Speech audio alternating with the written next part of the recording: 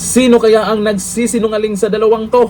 Si Trillanes, todo tanggi. Pero si Boying Rimulya kahapon umamin na nagkaroon nga ng pagpupulong kasama si Trillanes at itong ICC investigators. Kung totoo naman, bakit itinanggi ni Trillanes? Anong meron? May mga lumalabas ngayon na balita matungkol po dun sa ibinunyag ng mga ex-marines na kung saan may maletang pera na naman. O ayon dito sa post ng Sky Teleradyo, Trillanes itinangging may lihim na pulong. Rimulya inaming nagkita sila kaugnay ng ICC. O sino kaya ang nagsasabi ng totoo sa dalawang to? Itinanggi ni dating Senador Antonio Trillanes ang aligasyong nagkaroon umano ng pulong sa pagitan niya at ilang personalidad kaugnay ng International Criminal Court. Anong tingin nyo? Anong tingin mo kay Ombudsman Rimulya? Nagsisinungaling siya? At dito naman kay Boying Rimulya, papayag ka ba na pinagmumukha kang sinungaling neto ni Trillanes pala? Umamin ka na lahat-lahat pero itong si Trillanes todo tanggi pa rin. Hayaan mo lang ba na lumalabas kang ikaw yung nagsisinungaling sa pinagyayaw-yaw ni Trillanes pala? Ang payag ni Trillanes ay kasunod ng akusasyon na ilang dating miyembro ng Marines na nagkita umano sina Trillanes, mga investigator ng ICC, Saldico, dating House Speaker Martin Romualdez, Noe Justice Secretary Jesus Crispin Rimulya, at Noe Philippine National Police Chief Police General Nicolas Torre. Kasama po si Torre diyan, di umano sa pagpupulong na yan.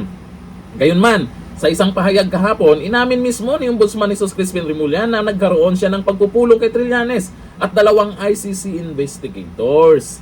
Ano naman, Trillanes, kung totoo yan, anong kinakatakutan? At si Torre, dapat magsalita na rin dyan kung ano yung totoo. Sino pa yung mga kasama nila dyan, magsalita na rin.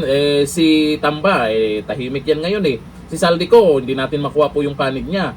Pero itong pag-amin ni Boying Rimulya, mas maraming naniniwala. Kasi yan din yung inilabas ng 18 ex-marines na mayroong ngang ganyan.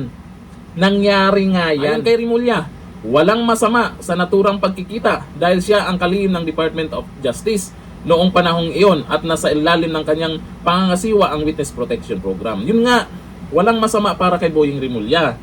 Malay natin, hindi nila alam yung ginagawa ni Trillanes. Ano ba kasing ginagawa mo, Trillanes? Bakit puro katanggi dito sa nangyayaring pagpupulong? Hindi pa nagbibigay ng karagdagang detalye ang iba pang personalidad na dadawit sa aligasyon habang patuloy namang hinihintay ang paglilinaw sa layunin at saklaw ng naturang pulong.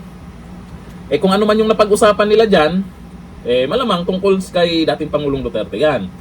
Kasi mga ICC investigators, di natin alam kasi kung ano yung pinagagawa nito ni Trillanes. Bakit puro tanggi? May umamin na nga. Paano kung magsalita din dyan si Torre? Si Tamba. Si Torre ngayon mukhang tabeme ah.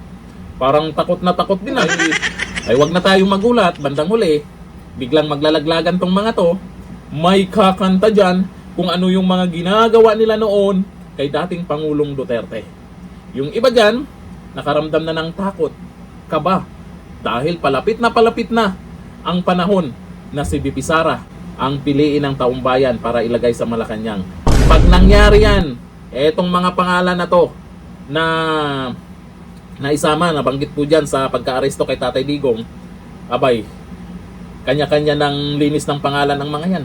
Kanya-kanya ng dahilan yan. Kanya-kanya ng paliwanag ang mga yon. Eto, nagsimula na silang nagkokontrahan.